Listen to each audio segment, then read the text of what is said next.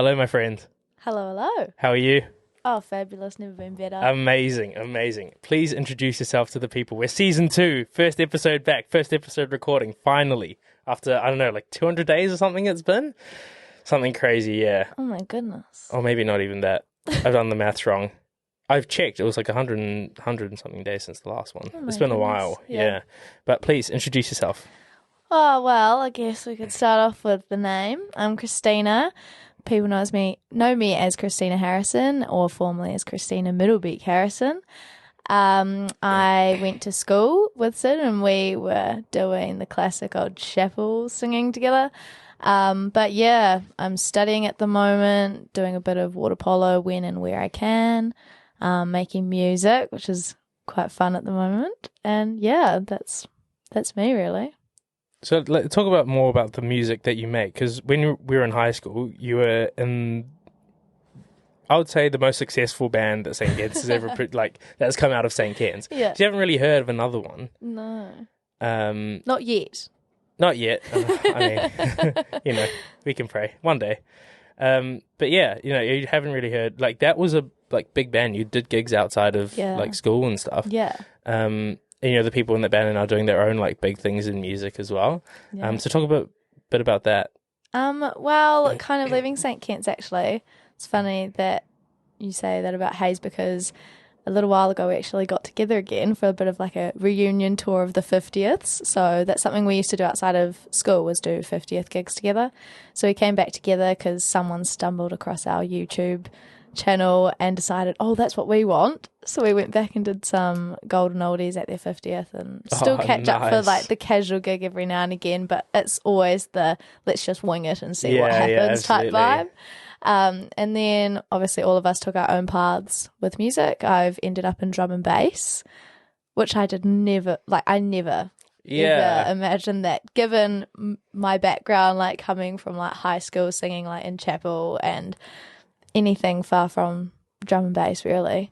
But yeah, it kind of all kicked off after RockQuest. A guy at RockQuest stumbled across me and was like, oh, how would you like to dive into some drum and bass? And I was like, oh, I don't really know what that is, but okay, I'll give it a go. Ended up being a pretty successful song, I'd say, if I'm allowed to toot my own horn. No, absolutely. Go ahead. But yeah, ended up performing it live at Rhythm and Vines, got a record deal out of it. Someone signed the song, I should say, to be a bit more clear, which was really cool, and that was sort of the breakthrough, really. And that was really exciting, especially being at Rhythm on the stage and people screaming your song at you, and you're like, whoa. I had that written on my, I wrote notes. Yeah. And I was like, I swear she performed at R&B. Yeah. But I didn't want to say it and be like, oh, did you perform at R&B? You would have said, no. Yeah. Cool. What's next? But how was that for you? Did you go, had you been to R&B before? No. So that was my first ever R&B experience. Oh, that's so cool. It was epic. And I think, I don't know, nothing has ever matched that feeling. I think it was just the atmosphere, the people, the whole lead up. It was just so exciting. So how does that all, I've never been to R&B. It's not really my thing. Oh my goodness. I know. I was like, oh, I've a bunch of my friends have gone. Yeah. I was like, oh, this is a lot of money, and I'm quite bougie. I'll need to. I'd need to have the full kind of go back to Airbnb, nice Airbnb, drive in, drive back out. I couldn't ever do the camping thing. Not me. Yeah. But how was that? You didn't perform on the main stage. No. So they had a new stage that year, which was called Heineken Stage. And to be honest, I loved main stage, but Heineken was more my vibe because it wasn't too attention drawing in a weird way, in the sense that I was a new artist. I didn't want to be make way for me type thing. I was I'm gonna do my part. I'm gonna do my first introduction. I'm not gonna kind of step in a ground that's not meant for me just yet. I'm gonna work my way. That's pretty interesting Yeah, to recognize that. Yeah, I think everyone's got to earn their place, you know? Yeah. And I think that if I was just to step in and be like, no, put me on the main stage, that's like, Who's this guy? who is she? Like, and then I don't want to be standing there going like, where is everyone? Whereas like at Heineken stage, people are like, oh, there's some new artists, like some local artists, let's go and have a look. And then once I'd shared the word round to my friends, I was like, oh, you should definitely come to Heineken stage. Like, it's an epic stage. I knew nothing about it. I was just hyping it up completely. But yeah, it was really cool. It had like a big cover over the top of it, and because our year for R&V was just raining nonstop, so it ended up being a popular stage because it had this huge cover over it. Yeah. So naturally, more people came in. Yeah, so it kind of worked in my favor, really. But yeah, it was really cool. That's so good. How old were you? I would have been the ripe age of 18. Oh my god, yeah, insane. Yeah, 18, 19, yeah. I don't know, it's just fiending it. Yeah. Disgusting word, but I was fiending it. Yeah, like just hungry. Yeah, for the I was opportunity, you know. 100%. But that's cool. Like getting recognized. I think ultimately that all boils down to just being recognized for your potential. You know. Yeah. Like you have it. We all know that we have it. And no, well, it's the thing. Like I was just gonna say, like in New Zealand, I think there's a thing where you shouldn't. Like I don't know. I think the general vibe is if you recognize yourself for the potential you offer, people don't really like that. Yeah. And I don't know. I think you're right. Like if you understand like the potential that you have in your future and what you can offer now in terms of like, you know, you were ready for the Heineken stage, you weren't ready for the main stage, and that's totally okay. I think that's fine. Yeah. But understanding, you know, I have something special to offer people. And then being recognised for that, I think that's really cool. Especially when you're 18, 19. Yeah, definitely. Yeah, that's amazing. Yeah, that was really cool though. But, I mean, nothing would have happened without Parappas because, to be honest, they were the ones that actually got the... Who's... Parappas is who I combined with for the song Need You Now. Cool. Yeah. So you were doing the D&B stuff then? Yeah, so they kind of were the duo who introduced me into the drum and bass scene. And to be honest, that's where both of us kind of hit the big time. We were like, okay, like let's come together and make a really catchy song.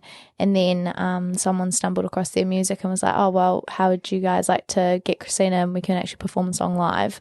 And then they ended up doing a set as well. So it was just like kind of like winnings on winnings. Oh yeah. That's awesome. Everyone's kind of on like the flow state. Yeah, and I was like all for that. I was all for like getting everyone together to work together and also have those successes together because it's, I don't know, I just really like the collaborativeness between for sure getting those sorts of things done. So walk me through that process of like how you would create a D&B song. So I think a lot of people that listen to this like maybe are avid listeners to D&B but don't realise that there's like there's actually more to it than someone just going doof doof. Pretty much. I mean once upon a time, my mum would say to me, she's like, Christina, like, what's that doof doof music? I'm just like, no, mum, it's drum and bass. There's more to it than that. And then when, like, you kind of, like, you know, show her the process from the start, which pretty much for me, when I was working with Parappas, we have the mastermind behind sort of the computer technological sort of thing, and then we've got the other one who's more so like the critiquer, in my opinion. But then they come together collaboratively to sort of like work on the sounds of everything when it's put together. But roughly it starts with like a sort of idea, or for me I'll be like, oh, there's a theme that I really want to get across in this song. And for all of us, we were trying to get away from, you know, doing the cheesy, he broke me, he hurt me, oh my gosh, my heart. So trying to move away from that and more so to like, well, if this is going to be a song that's going to be performed in like, I don't know, a nightclub or something like that, we want it to be about like the night or the lights. We were drawing a lot on the lights, and then we were like, oh no, how about the night is young, you know, because the party never stops. So that was sort of like, for me, I was like, okay. So then we kind of drew on that, and then we came up with a beat, which was so different to what it eventually was, but it was a starting point. And then from there, we worked it up, and then kind of left it for about, I don't know, 3 or 4 weeks, then came back to it again. And then when we came back, we were like, no, wrong, let's start again. So we started again and then worked it up from there. But it is a lot of trial and error before you get it right. But yeah. Do you think the stuff that you learned, like with the band in high school, influenced a lot of Definitely. How you maybe write songs or... Yeah, 100%. Yeah. Now that I think about Chapel it. band influencing your R&B set. Yeah. I mean, like at Chapel, for example, performing live in particular was something I just really loved. And when I was at Chapel, I'd often have a goal of making people cry. Yeah. And just good goal. It's an easier way to connect with people. Yeah. Just because then you can really target their emotions and sort of get them to connect not just with the song but also you as a person, because you're trying to convey that emotion. And when I went to rhythm, it was obviously the exact opposite. Like, not trying to make people cry, but rather make them get up on their feet. Well, how do I do that? And oh my gosh, I've never jumped around and sung so much, like all at once. It was just all going. But it's all about getting them involved with you and to kind of experience the same feelings you're feeling. Yeah. So that was super important for me, and definitely with the band as well. I learned a lot of those techniques and sort of like got a bit of goofiness, I guess, from Tom Mills. He's definitely someone I got to thank for that. Yeah. But yeah. Shout out Tom, man. Yeah. He messaged me the other day. Love you, bro. Yeah, he's doing some cool things, yeah, actually. still. He really is. Yeah. Also, for those who don't know, when Christina says chapel, so we went to a Christian school, and like Presbyterian. Yeah, it's Christian. Okay, confusion. Don't get me. Presbyterian is like a sect, yeah. Okay. So, yeah, Presbyterian Christian school. And so, like, kind of every kind of 5 Sundays, I don't know how many houses there are, 6. There's 6 now, yeah. So in my final year, there would be 6 Sundays a term where the houses would have, like, their chapels, where you would go on a Sunday and, like, sit through a chapel service. And the Rev had, like, a chapel band. And then, like, by the end of, like, year 13, I realized that he just had his favorites, and Christina and I were both of his favorites. Who's on this week? Oh, Sid and Christina. Yeah, pretty much. So we sang, like, a bunch of the solos. He got me to sing, like, the classical wee solos, and got her to sing all the pop stuff. The pop stuff, or when it came more so to being a bit more like culturally involved, he gave me the task of learning some Māori songs. Oh, really? And I was totally up to the challenge. I was like, I'm all for this, especially at our school. I was like, no, I want to get this more integrated. He didn't do that when I was still there. But it became like a really popular song. Oh, that's and then cool. I don't think he realised like what the song actually meant, and I was like, okay, probably now is not the appropriate setting or time to be performing that kind of song. But it was just like cool that he wanted to integrate that into the college. I thought that was so cool. Yeah, he's a great guy. So cool. We were talking before we press record that, like, the reason why I'm still in contact with Christina a lot is because we make time to do the Christmas Eve chapel service at the college. It's just such a like special service, and I love singing at it, and we both love singing at it. It's so nice to see each other there and catch up. I was going to ask something, but I've forgotten. What were you saying before I went on this chapel spiel?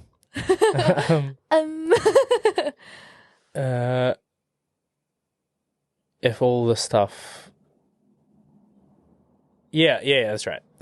If all, how all of the band stuff helps you with the with the D&B stuff. So where do you look at in the future with that stuff, kind of with uni and everything? So at the moment, I'm my 3rd year studying law and psychology. I've still got another 2.5 years of law school, which is brutal, really, really brutal. But powering through, and I want to get that done because I want something under my belt. Like, I want a backup plan. I think it's really important to have a backup plan.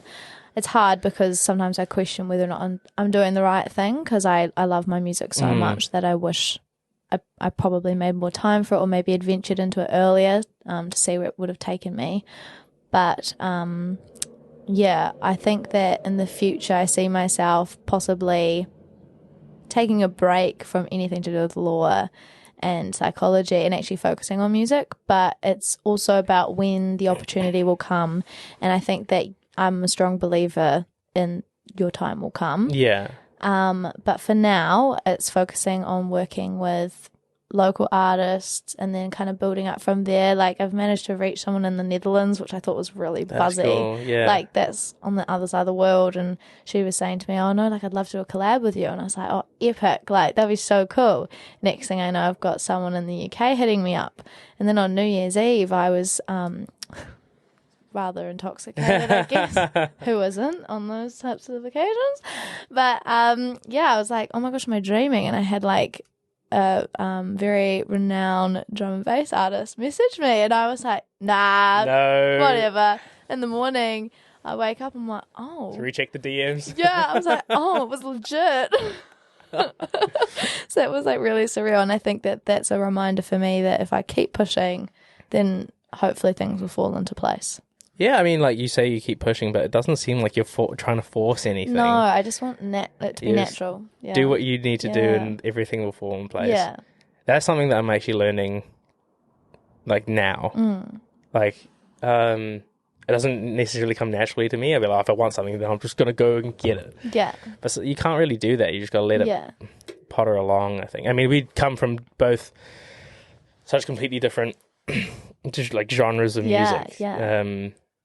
But it all kind of works similarly. Yeah, because like at the moment with drum and bass, like it's epic. Like I think it's so cool, but I don't see myself being in that genre forever. What if you were to? I think if there's a genre that I want to eventually like dive into, it's definitely actually something like Adele. Like, you know, like oh yes. Because when I think about it, that's like where I really thrive in terms of like not necessarily like my performance, but where I connect most. Yeah. I just love everything there. It's just. Is she one of your like favorite? Yeah, artists? I went to her live concert when I was like, I don't know, 14. Yeah, and I just remember being like, I want to be you.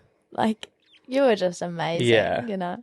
There are some like non-classical singers where I look at them and I'm just like, you are like phenomenal, and she's one of them as well. Yeah, there's her there's Jessie J. I don't know if you've heard Jessie J's rendition of My Heart. Have you heard My Heart Will Go On?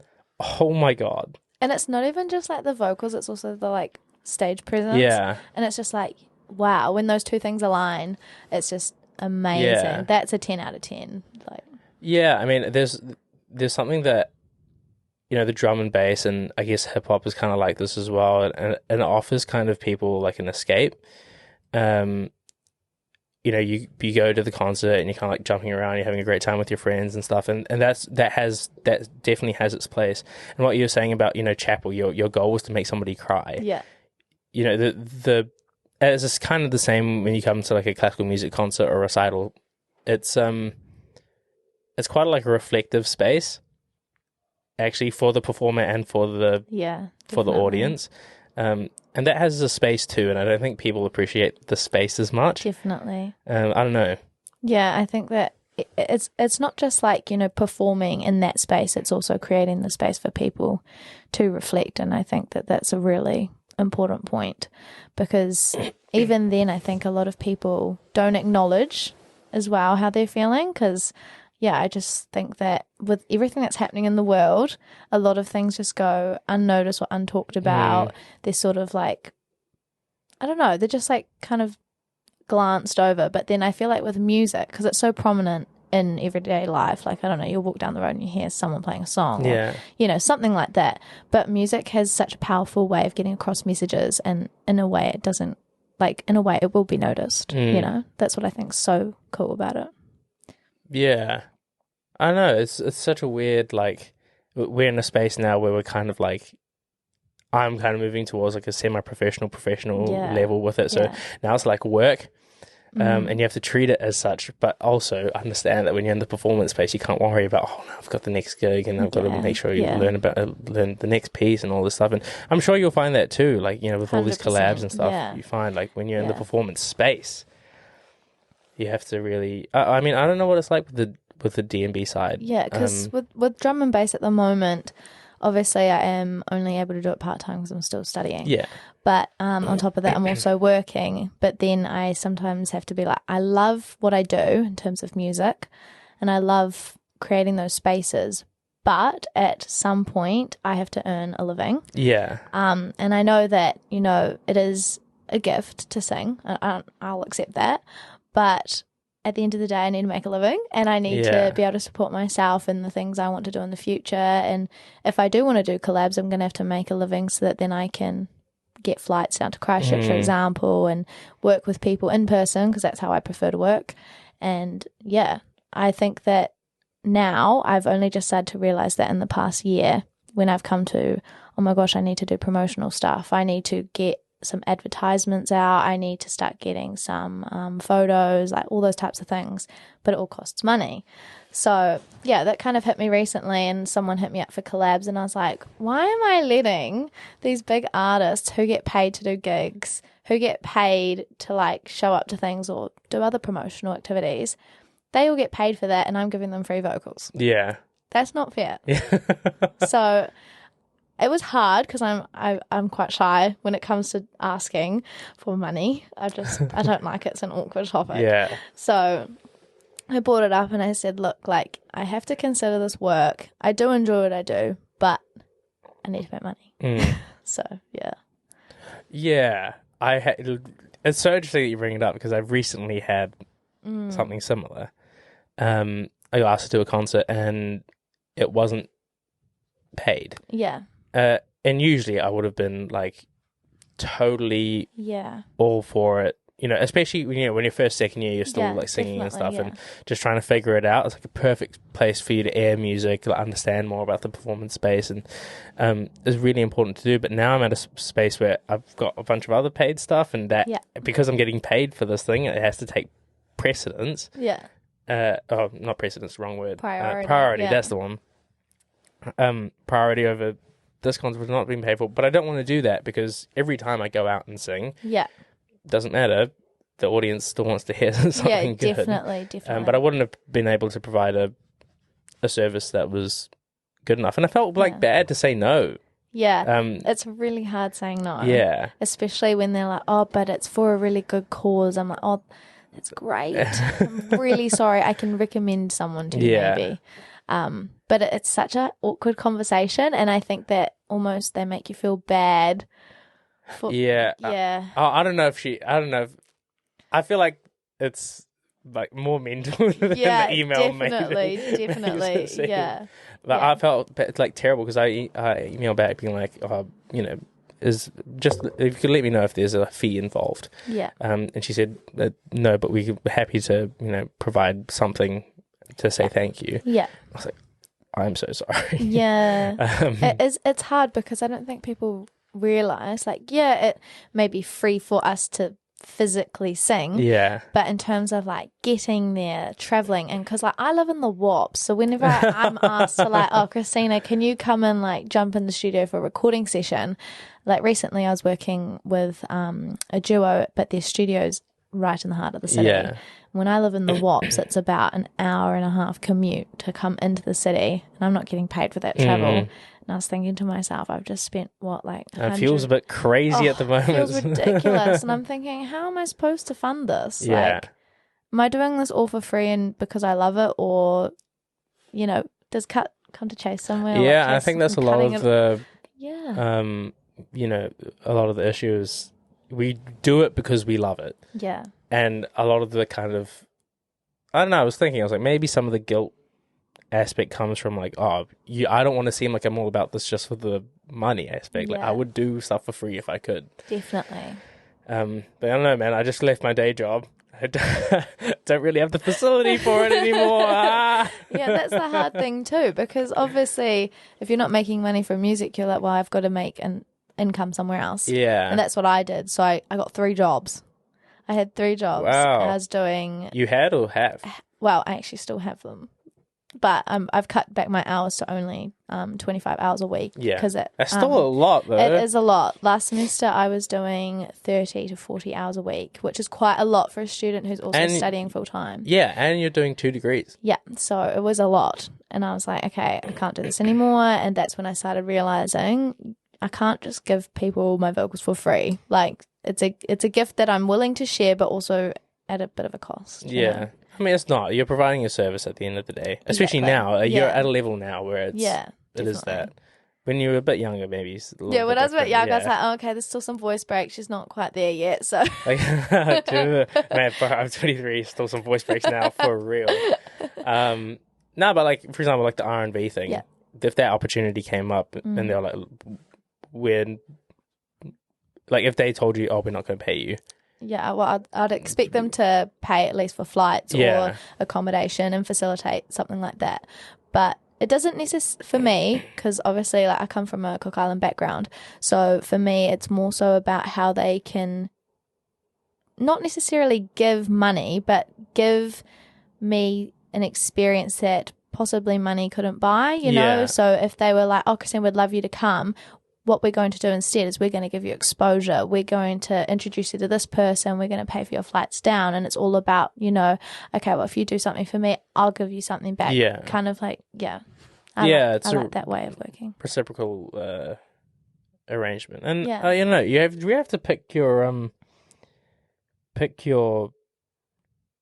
battles, I guess. Yeah. I don't know. I emailed, you know, the person back. I'm so sorry, but literally the hour after I have to go to another rehearsal, and because of that, like, you know, it just won't work. And I was so apologetic because I don't want to ruin any potential relationship I have with this person. Yeah.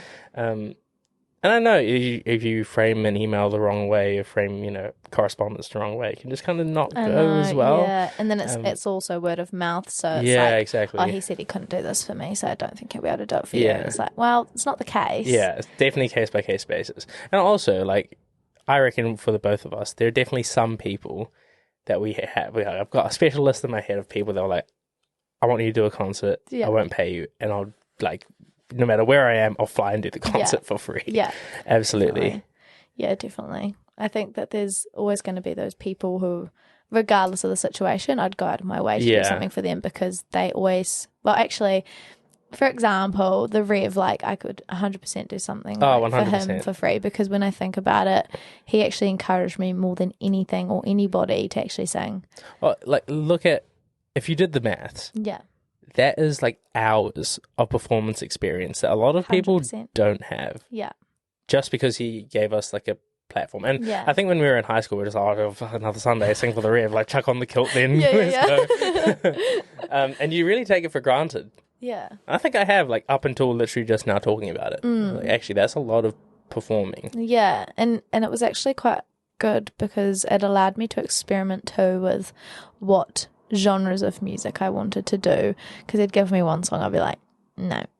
And then get another song, I'm like, I kind of vibe with this, or how can I like maybe do a rendition of this song, you know? I think that's actually something really cool we used to do. So he used to give us like a pop song. He goes, now make it slow and sad. I'm like, okay, we can do that.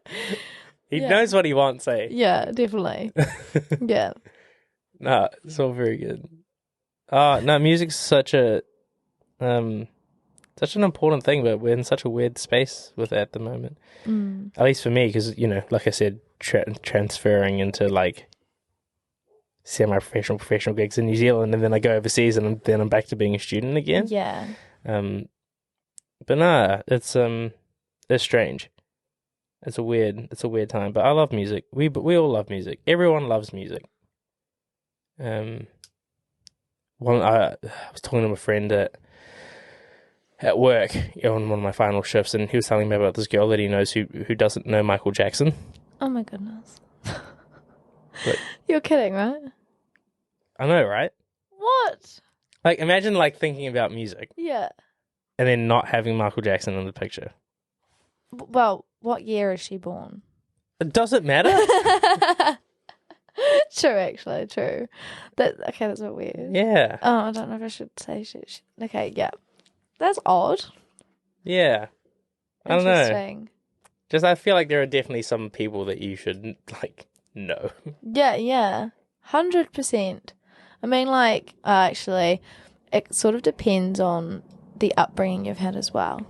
Because I know that my parents' music taste when I was growing up was so different to what I listen to now. Oh, dude, I grew up Indian as, like, watching Bollywood movies forever. And no, everyone should know Michael Jackson. Like, that is number one. Yeah. Pop music's not the same without somebody like that. True. Do you have any Like, I know you said Adele, but do you have any other, like, kind of inspirations that you draw to? It's interesting that you say that because I think I draw from different genres quite a lot. And like sort of how can I bring an aspect of like rock into what I'm doing, or how can I bring an aspect of what Adele's doing in terms of like her emotiveness. But then I look at someone Is that a word? I don't actually know. Is it? We'll go with it. We'll go with it. It works. But yeah, otherwise I look at someone like what's that band that sings Rock Lobster? It's the most random. Love Shack. B-52s. What? No. I know. You're kidding me. What is it? I'll play it. Actually, no, I can't play it. I'll get copyrighted. No, what is it? Hold on, I'll look it up though. Okay, so it's Love Shack by the B-52s. Shack.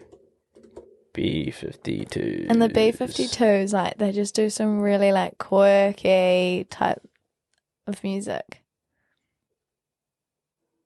I've never heard of this. What? Ever. Surely you've heard of Love Shack. Everyone knows that. I feel like if I heard it, yeah, I'd be like, oh yeah, of course. Yeah. I know this. Well, they do some really interesting things, like obviously singing about a love shack, sing about a an actual rock lobster, and then they also sing about like a dirty back road. It's just like random topics, but it's just like it proves a point that you can sing about anything. And I think that that's so important because one time I had a really bad like writer's block, and I was like, I've got no idea what I want to write about, and I don't want to write about, oh, I've just broken up with someone, like I'm so sad. That's just not me.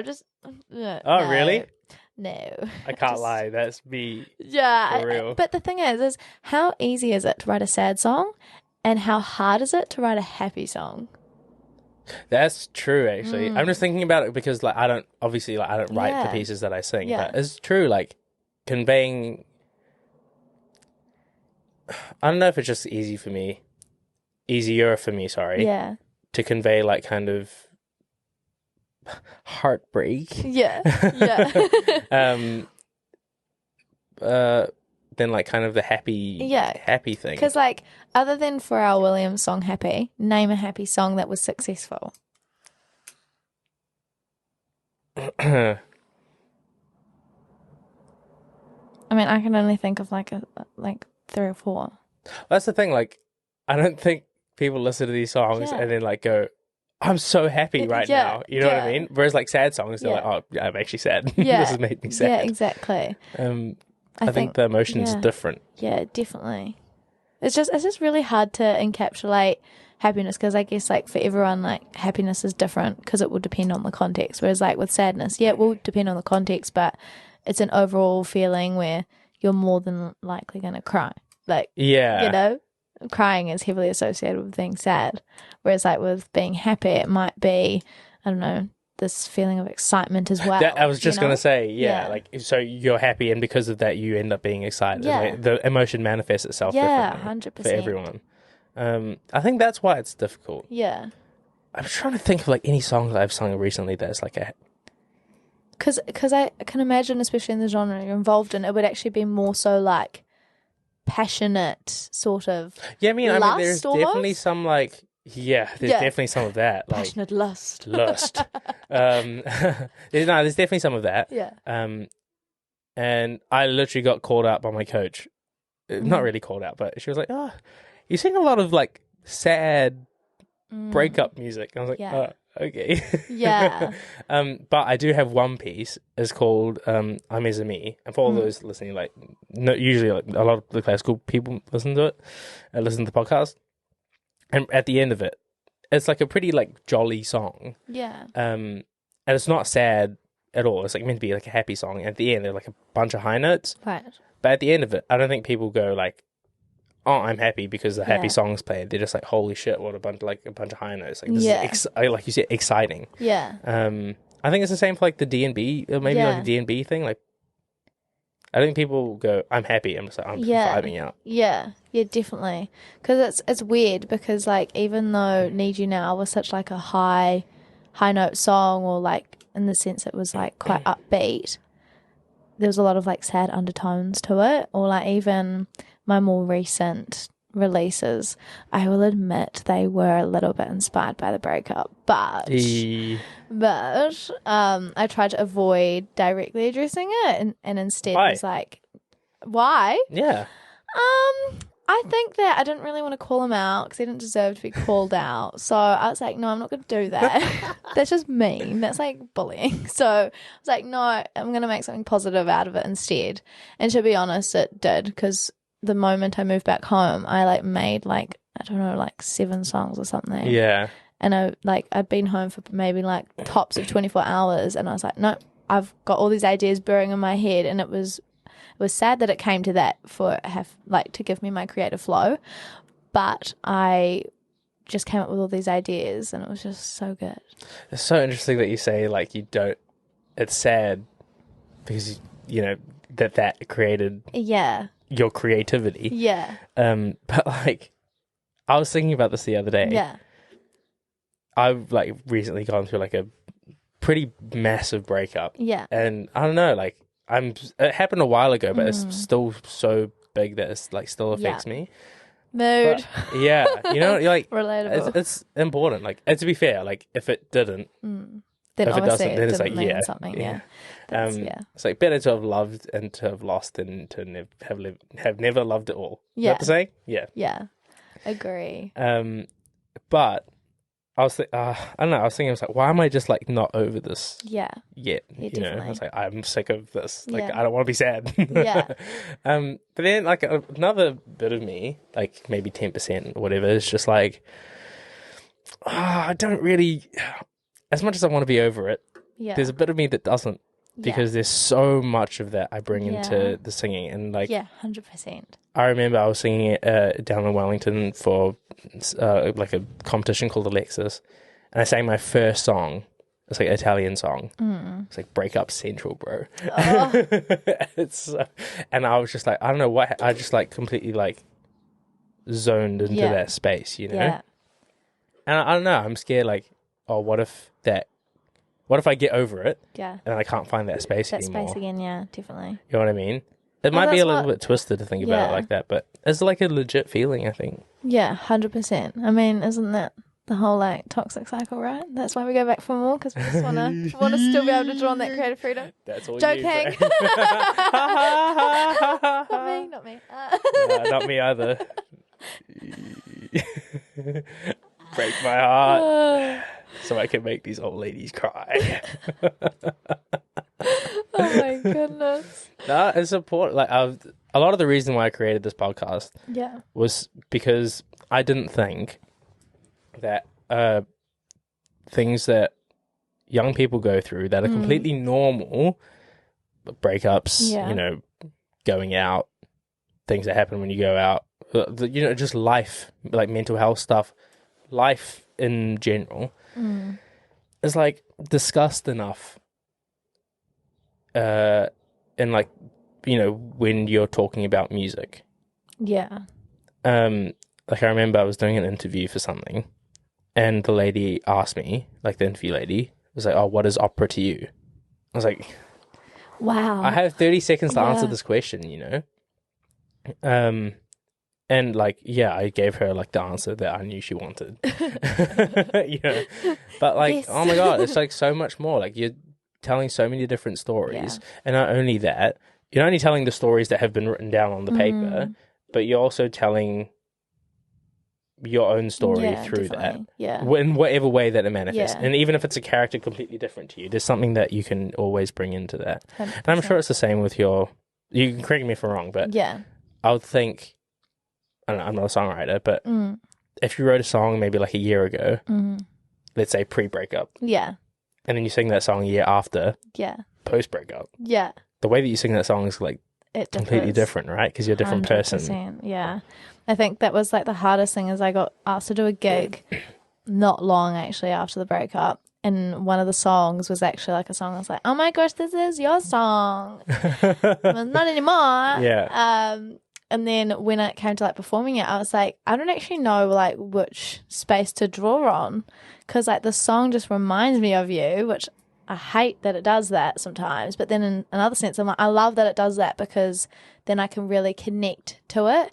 And even though it's drum and bass and it's so doof, if you actually like listen to some drum and bass songs, they're actually so sad. Like, I was listening to the song the other day, it was called like No Tomorrow, and I was like, that's deep. Yeah. But then it's like deep, like vocals and stuff, and then I don't know, it's like boom, boom. I'm like, oh, okay, we're back in the game, you know. But yeah, it's interesting because I really struggled with the whole like changing my type of performance on a basis of what had just happened in my life. Yeah. But yeah, I think that's quite similar for a lot of artists, especially when you look at like big international artists and what happens in their life and then the type of song or album that they'll release after that. Yeah. Deep times. Deep times. I know there's so much of like I don't know, with classical singing at least, because it's so like you're not amplified. It's literally just like your entire voice is out there. There's no changing it. There's no recording and there's no like auto-tune to like fix it if you're having a bad day kind of thing. Like if you're having a bad day, everyone knows. And if you crack, everyone knows. But if you manage to like manifest that in the best way, and when it goes well and you're singing the right piece, oh man, it's like special. Yeah. There's a bit like just it's happened to me really rare, like maybe once or twice. But after you sing a song and like you are in that zone, and the audience is also in that zone, there's a bit of like silence after you finish. Oh, yes. You know what I mean? Yes, I know exactly. And it's not even like you just know you've done the job. Yeah, you know that everyone's sitting there like, whoa.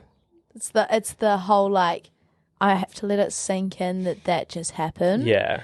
I think I've had that happen like twice, but it was actually at the chapel. Yeah. And it was the first time, obviously, little Pākehā looking girl singing this Māori song.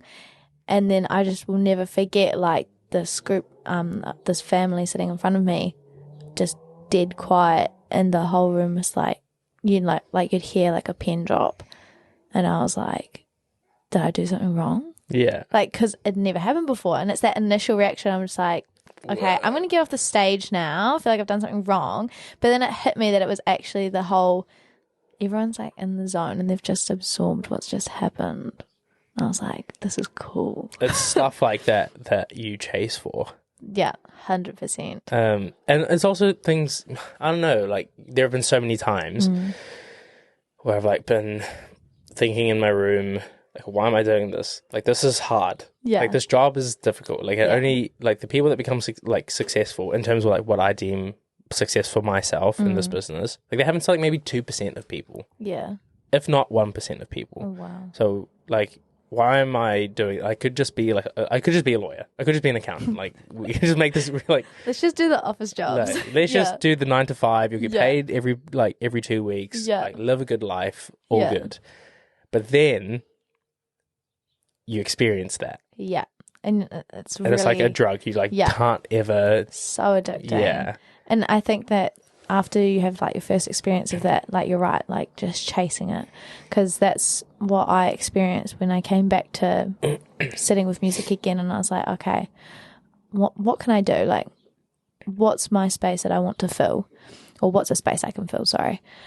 And that's what I wanted to chase. But in drum and bass, obviously it's a bit hard to do that when it's all like doof and like the whole crowd is just either off their face or drunk as, like, you know, one or the other type thing. It's really hard to kind of get that sort of feedback from the crowd in a silent way. But yeah, I think that's also why I want to get out of the drum and bass scene, because obviously, same as you, I'm just chasing that feeling.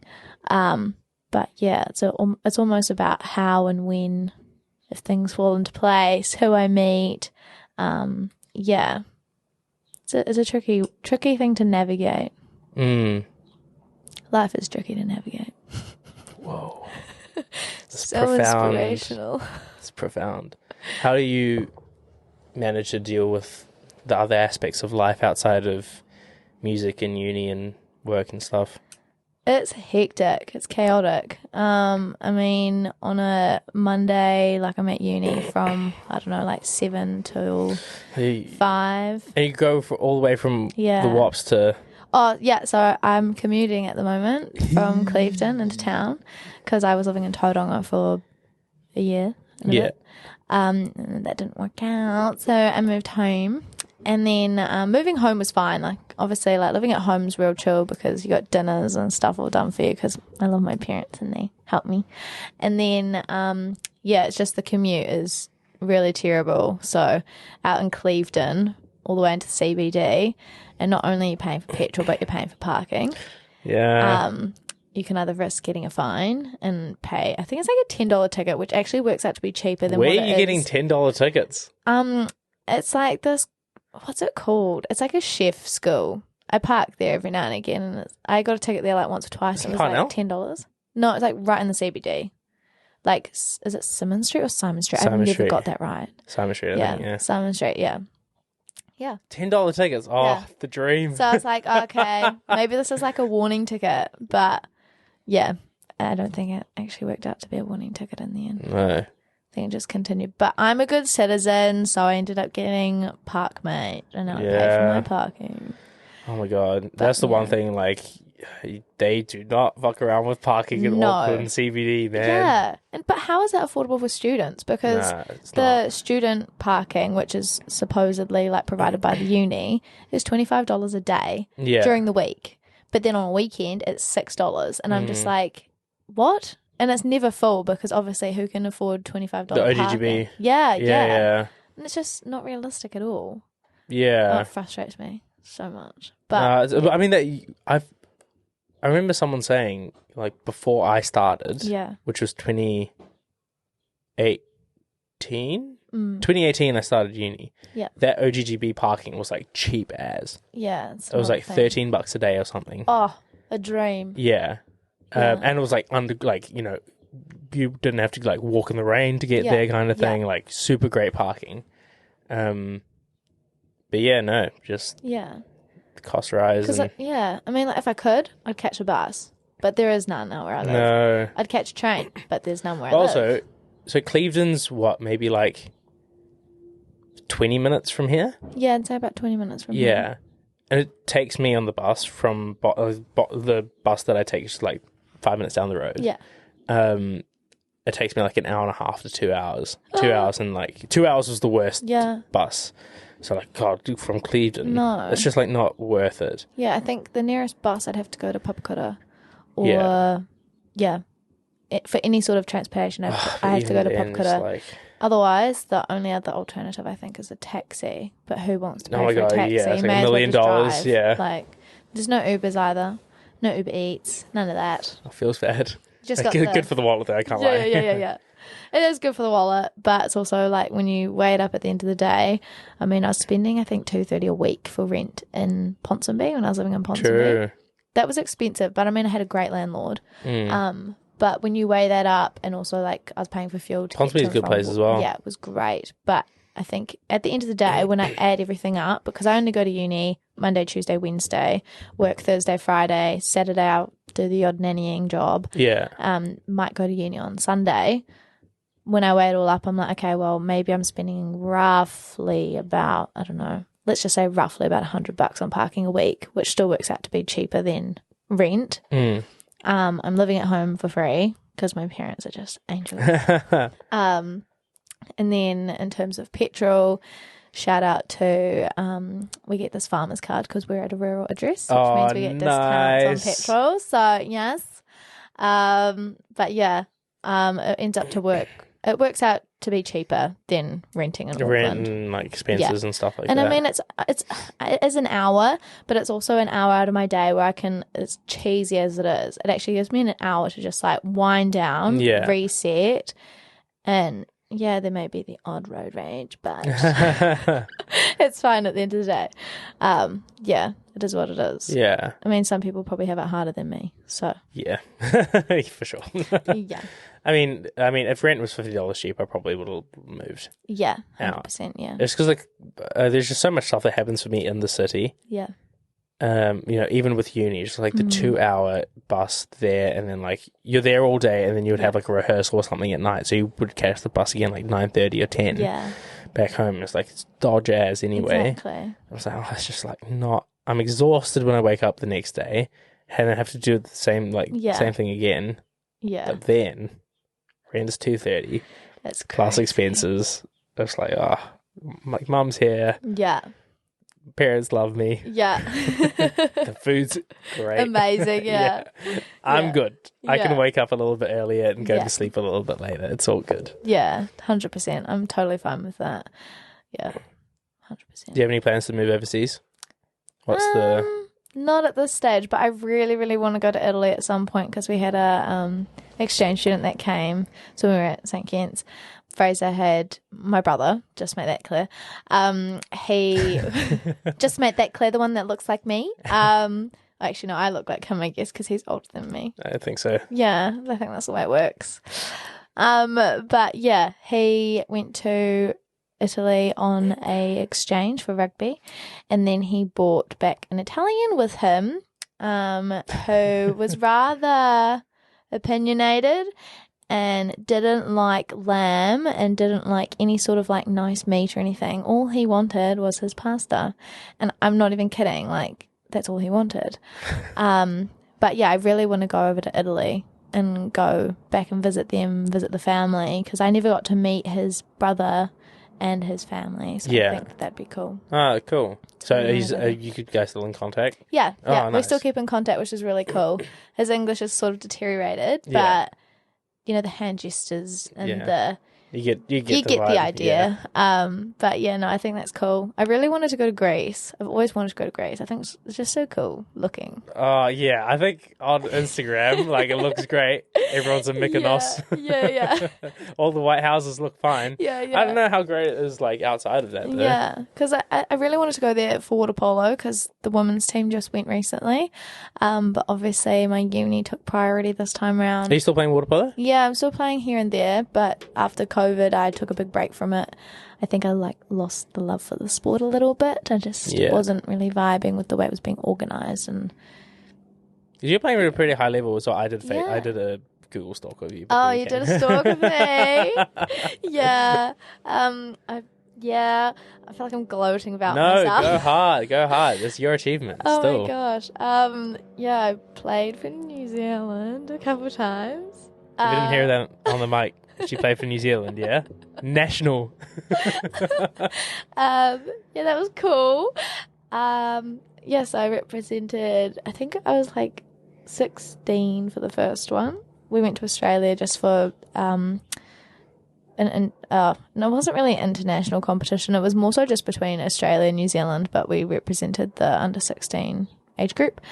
So that was the first time, and then I think I was 18 the next time I went over. Australia again, except it was a bunch of different countries like South Africa and I think like Czech Republic or something had a team there. It was really interesting, but anyway, it was just good experience, good to get amongst it.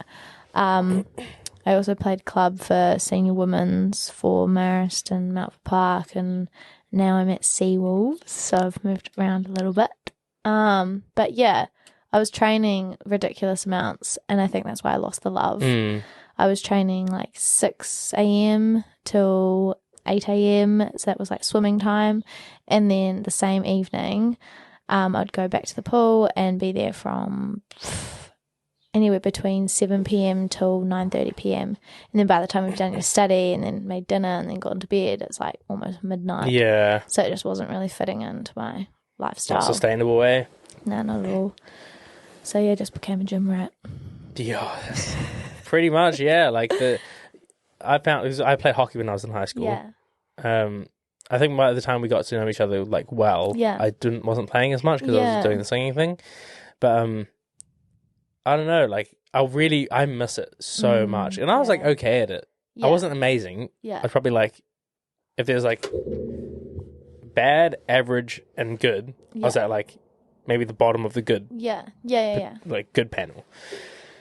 But I missed it. It was like so much fun. But the issue is now, like, with uni and you got work and stuff, it's so hard to keep like a team sport commitment. 100%. Because team sports, it's not just working around your own schedule, but it's also everyone else and your coach. Yeah. And the management. And even like, I know for water polo, it's definitely like even pool space as well. So you're competing with the swimmers, the underwater hockey people, and all those types of sports that involve the pool.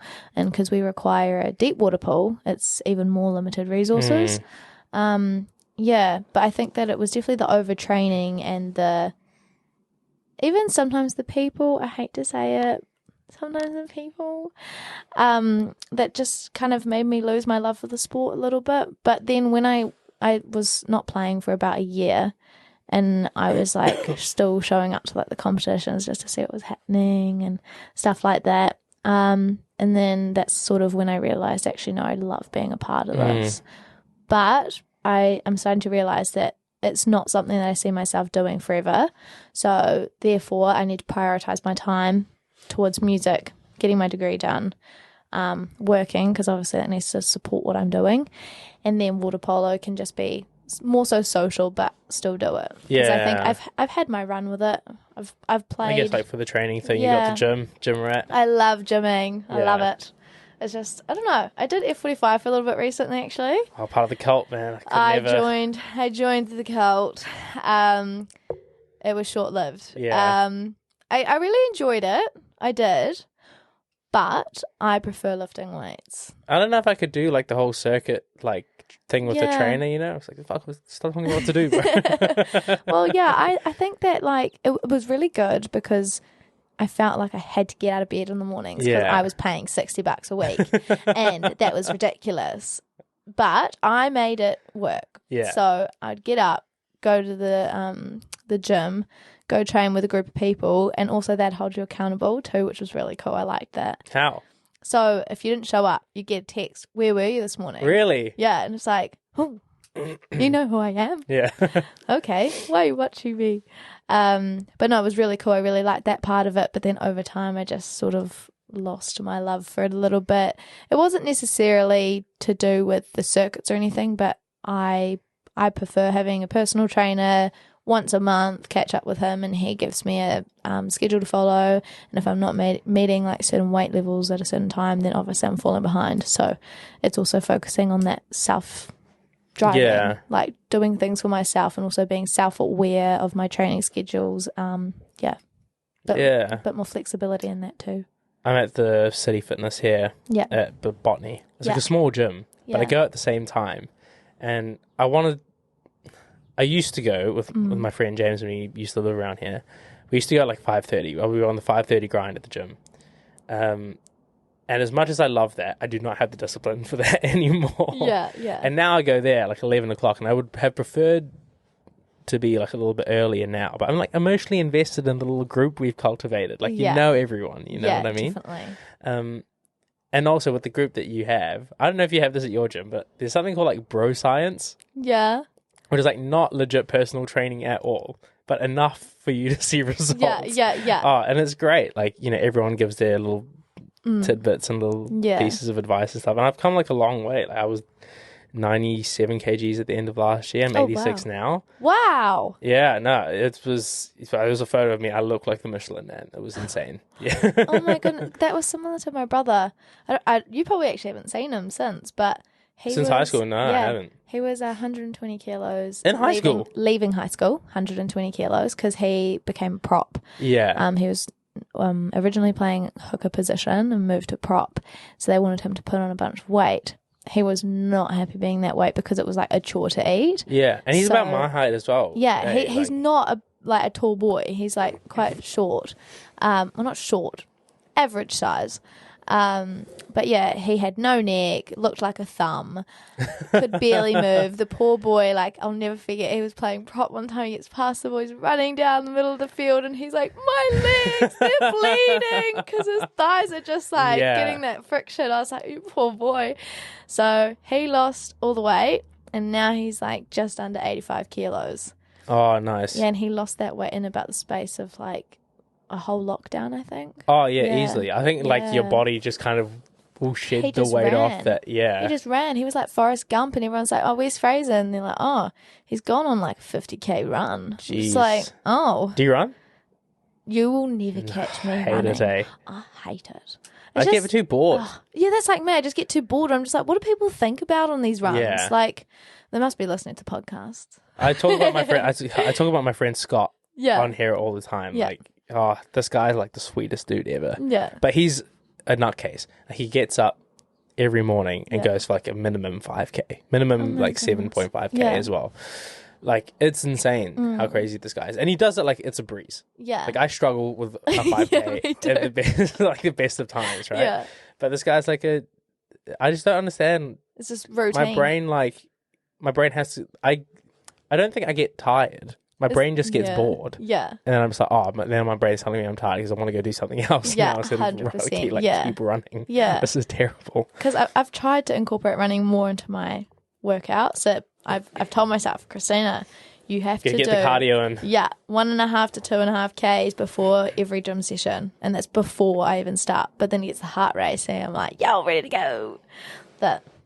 I started doing, all my friends are going to listen to this. They're like, you keep talking about it, shut up. But when I go to the gym now, I just do like a lot of strength stuff. I started doing jiu-jitsu because it's not a team sport. Yeah. And so like if I don't show up, it's all on me at the end of the day, you know?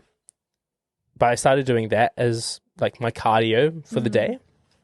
And I realized now, like, I probably should have still done cardio at the gym. Yeah. And I was like, oh, no, it's fine. I'll do it at jiu-jitsu tonight. But because I don't really have as much time now, because a bunch of my rehearsals in the evening when jiu-jitsu is. Right. I don't do that, but I still don't do the cardio at the gym. Yeah. So I was like, I should probably do it somewhere. Do like a walk or something, do the Stairmaster, but I just can't be bothered. But it's just, I look at people on those machines and I think, what are you doing? Like, is that all you're going to do tonight? What are you thinking about? Yeah, like, are you deep in thoughts, or like you thinking about what you're going to have for dinner? Like, it's just something so much nicer about ripping some weight off the floor. Yeah, you know what I mean? Yeah. And it's also like the whole like adrenaline rush you get as well when you're like anticipating like picking up something heavy. You're like, I've got this. Whereas like when you're running on the treadmill, you're like, I'm out of breath, my legs hurt. Oh my God. You want to be running like well, because like the training people next to you, like you don't want to. You know, flail your arms around. That's a legit, Yeah, like last night I had that at the gym actually. I was wearing these like red shorts, and the one thing running through my mind was, do I have butt sweat? And like, because there was this guy that kept walking past, I was like, do I have butt sweat? Or like, what are you staring at? This is the worst. So, oh man, I can't believe I'm telling the story. I don't care. I'll tell it. So I was at the gym and I was like, you know, my nutrition was on, like had a great breakfast because I knew I was going to be lifting heavy, like took my pre-workout, took my creatine, like let's go. And I put salt in my pre-workout as well, so I knew I was going to get a pump. Oh my goodness, yeah. Top tip, salt in the pre-workout, get an amazing pump.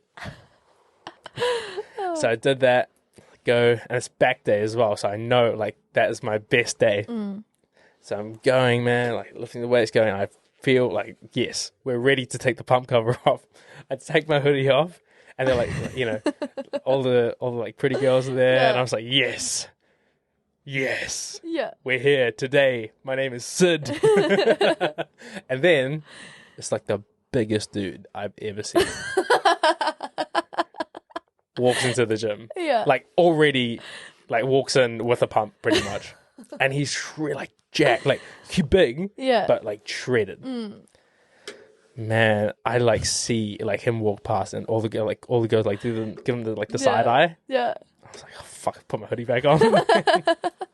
Worst dude, I hated it. I just wanted to go home. Yeah. Because that sort of similar thing happened to me when I went back to the gym after going to F45. Obviously, we were focusing a lot more on like cardio or lots of reps instead of, you know, weight. So when I went back to the gym, I was like, oh no, I can probably still lift heavy.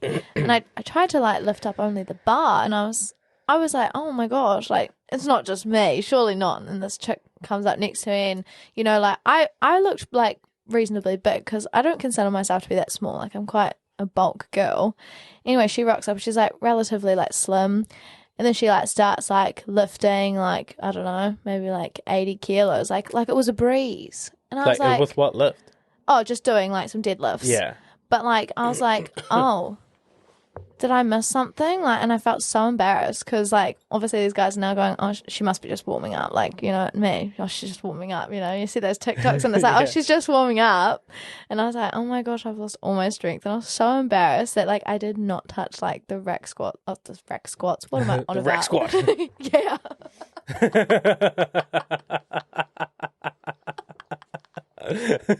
Nice. The terminology is there. Solid. I think that anyone can relate when they go into the gym. They're like, oh, that thing. Like, you know, no one actually knows what anything's called. But anyway, I didn't go up to any of that equipment ever again for like, I don't know, a good solid like month or something. Because I just remember like having these peering eyes. Like, is that all? Like, yeah, oh God. It takes you about a couple of weeks for you to get over that. Yeah. Then you realise that nobody actually cares. Yeah. I'm like, oh, they were probably like, looking at themselves in the mirror, you know. Oh, that's another thing. I hate in the gym how, like, you know, be like looking at your pump and then someone walks in the middle and they're just like, oh, look at my triceps. I'm like, I just saw you doing leg day, bro. So why are you looking at your triceps? And like, do you really need to do it right there? Like, could you right in front of me, bro? Yeah.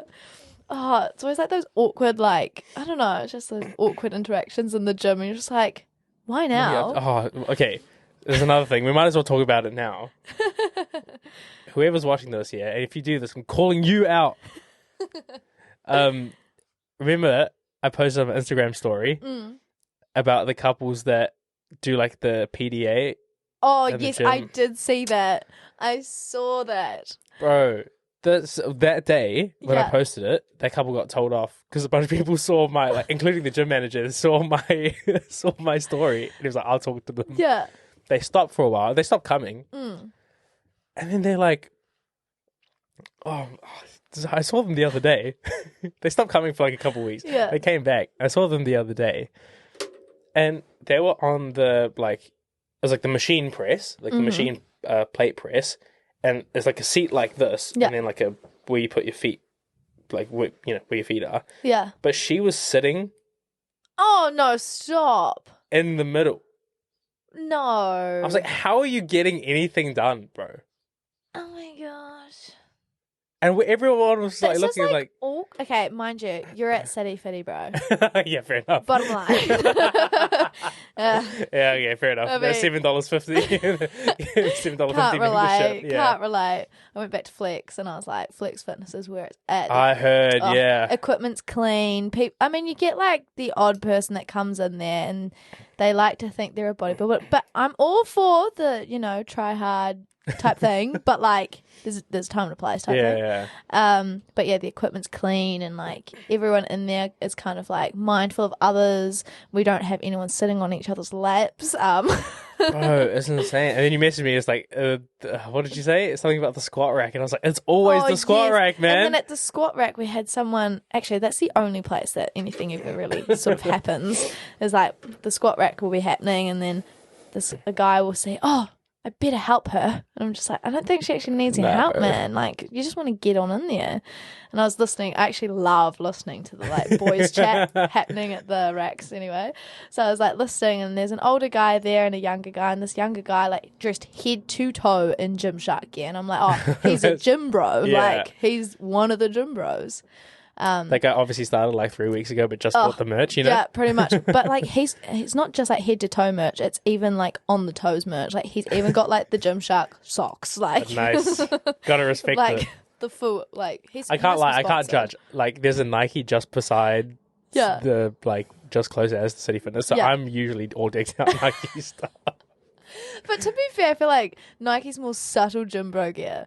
But maybe then, I guess the so. Gymshark one's like, I'm a gym bro. I want to be a bodybuilder. Like, I am tank, move retired. Like, if someone approaches me in their Gymshark gear, I'm like, okay, I'm going to make way for you. Like, I'm really sorry. Jesus Christ. You really had this pent up for a while.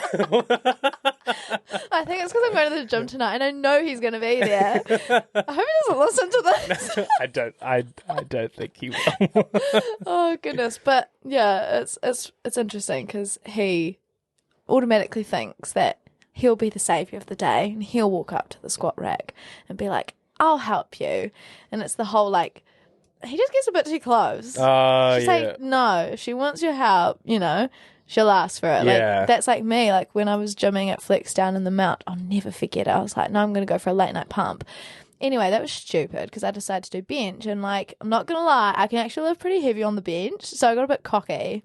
I was like, oh, add on, like, another 5. So I added on another 5 each side. I already had 10s on. So it was 15 then either side. So 30 plus the bar.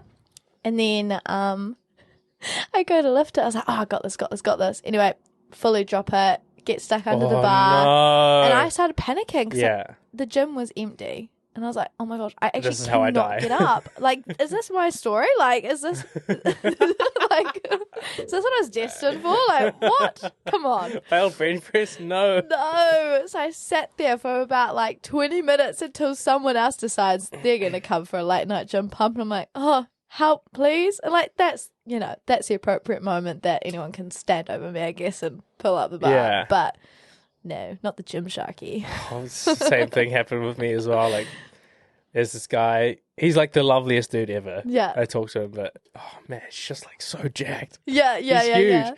And he was on the bench next to me, and I see him like loading these plates. He lifts way heavier than I can lift. Like, fair play. Yeah. But I saw him like chuck on more weight. And I was like, you know what? Fuck, I'm gonna chuck on more weight. Yeah. And so I did it. Yeah. I chucked 2 10s on either side. I was already so I had two 20s, and then I had like 5s. That's my usual like working set. I was like, you know what? I'm seeing red today. 10s on either side. Oh my god! I literally like push up. I'm like, yeah. Bring it down. And it's there, bro. And then like I try and like move it. I try and re-push it up. Yeah. But then I feel the bar like I completely like slip. Yeah. The bar completely slips. And now it's rolling to my neck. No. And like it's rolling down my thing. And it's going fast. Yeah. And luckily this like super jack guy like comes in and like saves the day. Yeah. Like fucking Superman. Yeah.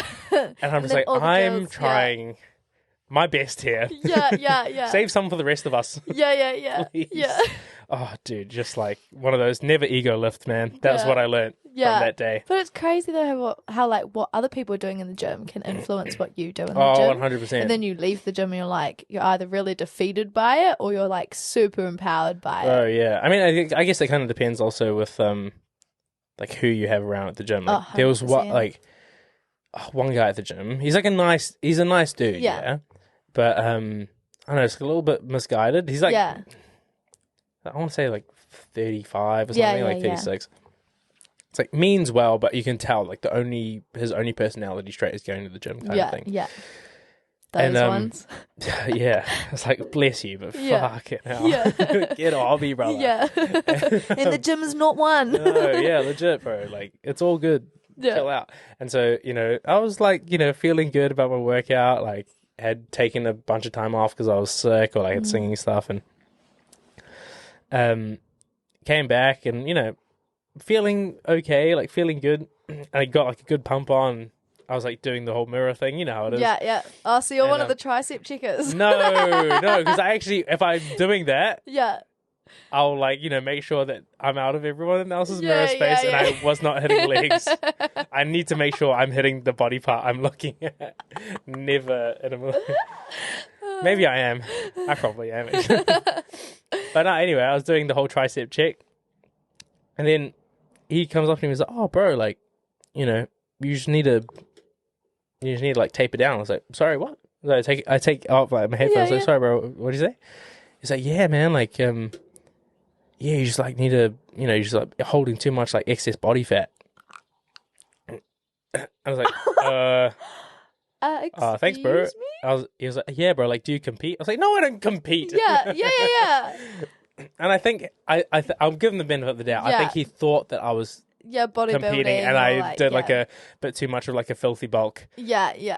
And I, like, thanks, but thanks, but also not thanks. And I was like, you know, I was literally just come off of being 96 kgs and had just done this like massive kind of weight loss thing. Yeah. I was like, wow, like that's brutal. I don't know, at that time I was just like, oh, yo, pretty cheers, bro. Like, thanks. And then I was like saying, I was like, that's actually pretty fucked up. Like, yeah. And it's crazy because like I've noticed like even in the gym, I've heard like the odd comment, like especially like when girls come in together, you know, and they're like, oh, like last week you were looking like a lot more toned, or hey? yeah, because we've got a few bodybuilders that come into the gym, especially at Flex. There's like a little group of bodybuilders, and it's like, I don't know, like those comments might be motivating because they're brutally honest, sometimes really brutal, but in another sense too, like they'll leave the gym and you think, well, what's actually going through their head? I think like when you're in that crowd, it means something different. Like 100%. the terminology means something different to you. But like, that's what I mean. Like, I'll give him the benefit of the doubt because I think he thought that I was competing. Yeah, which is a compliment in itself. I'll say it. I'll take it. Yeah, 100%.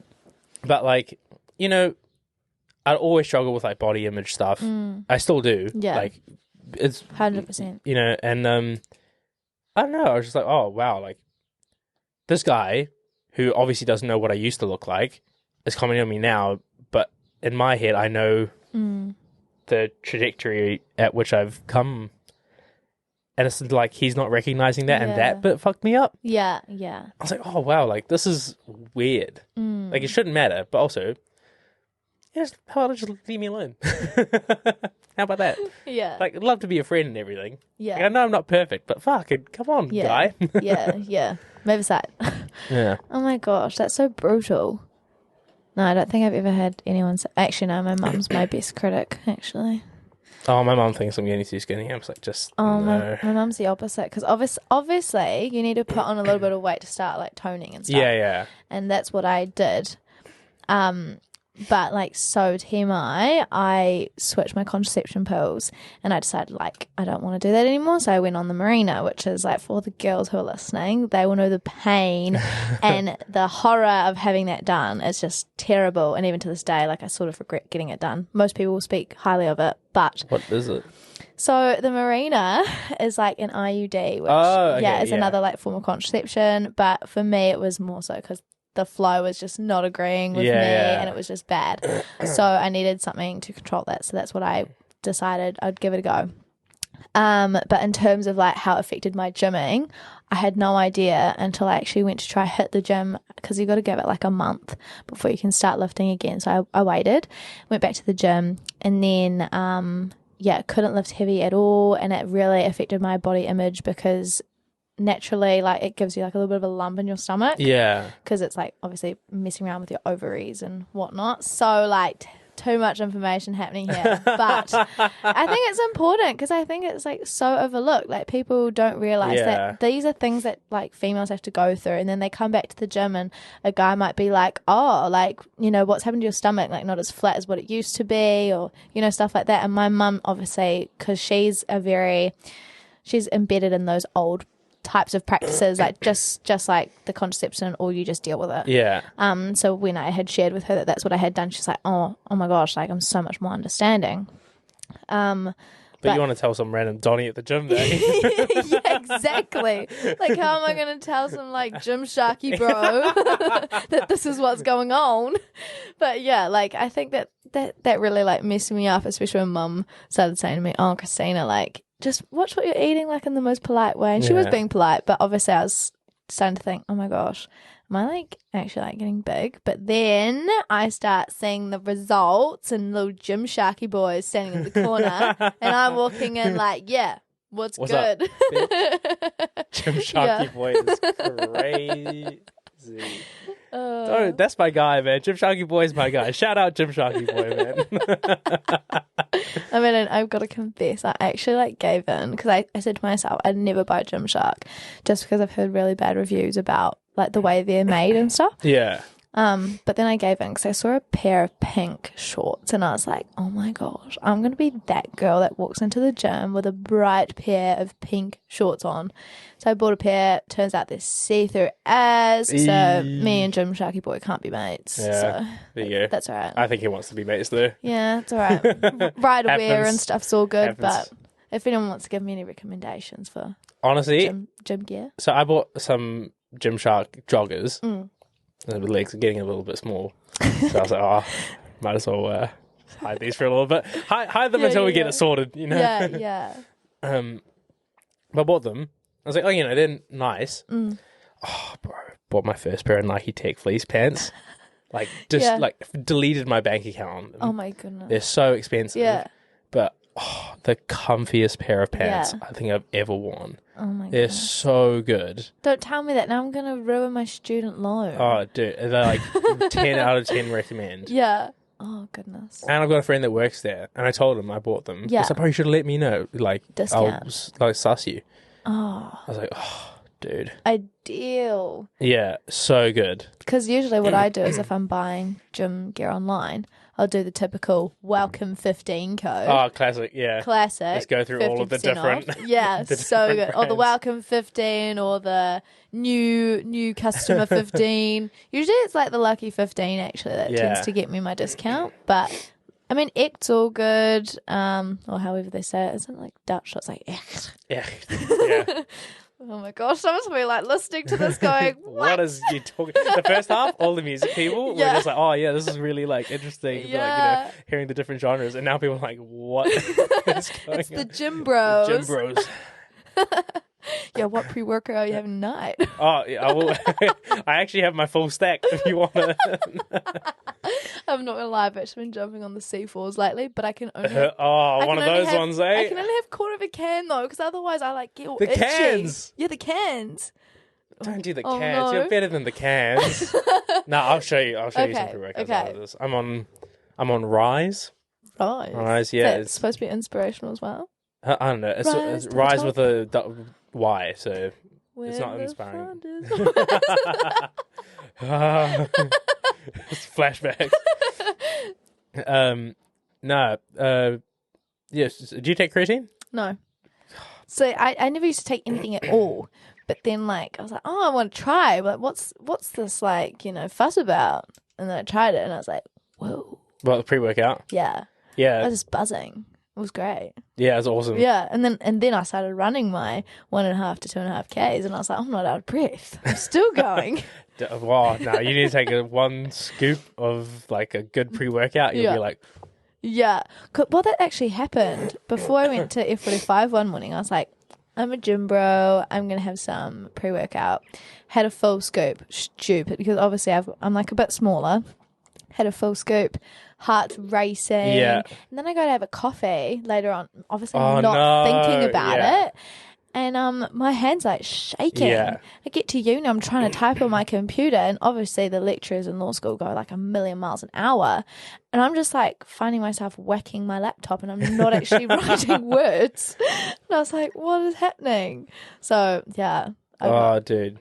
Yeah, it was scary times. It's pre-workout is just freaking awesome. Yeah. I would say in order of like supplements that I take that are actually beneficial for me, creatine's number one. Yeah. It helps a lot with like water retention, so you can like lift heavier for longer pretty much. Yeah. And also because of the jiu-jitsu thing, like I need to retain as much water as I can, otherwise I get too tired. Yeah. And jiu-jitsu is a sweaty activity. Yeah. I can imagine. So creatine number one, pre-workout number two, and I'll put like protein like really down the list, like a really low number 3. Yeah. Because you can just I just eat meat. Same here. But I've got really low iron. And I eat red meat. Yeah. I've got B12 deficiency, iron deficiency. But I literally like try so hard to eat meat and not so really. Like multivitamins and stuff? Yeah, so now I'm on like the B12 shots. So they shoot me up every I think it's like every like month I get 3 injections just to help me stay on top of everything. Yeah, honestly, this might be like a bit much for the podcast. I don't care. It's true. It's life. It's important. Yeah. But I was like, if there are a lot of substances out there in the universe. Yeah. And there are I know a lot of people that are putting stuff that's not that great into them, just for a good night. Yeah. But I was like, if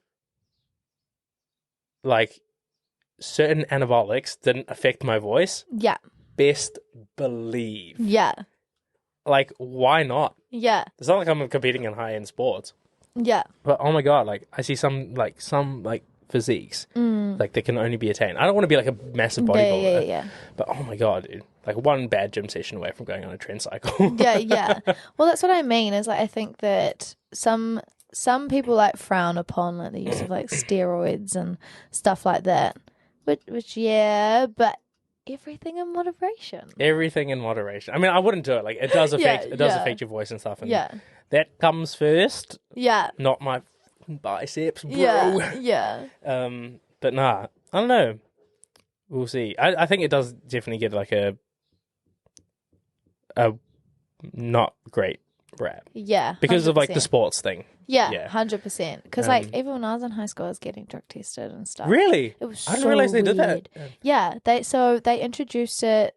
My brother was actually the first person in New Zealand to ever get tested in sports in New Zealand and secondary high school. Yeah. And he said to me it was the most like traumatizing thing because obviously they come in and they're watching you pee, and obviously this little hormonal boy who is like someone's looking at me. I'm sorry, Fraser.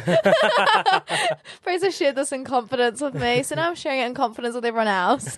I'll try my best to bleep out your name, bro, but I can't guarantee it. Oh my goodness. But anyway, I don't think people will put 2 and 2 together. No one knows Fraser. Oh, sort of. Maybe. Yeah. But anyway, he got tested, and then not long after they started bringing it into water polo.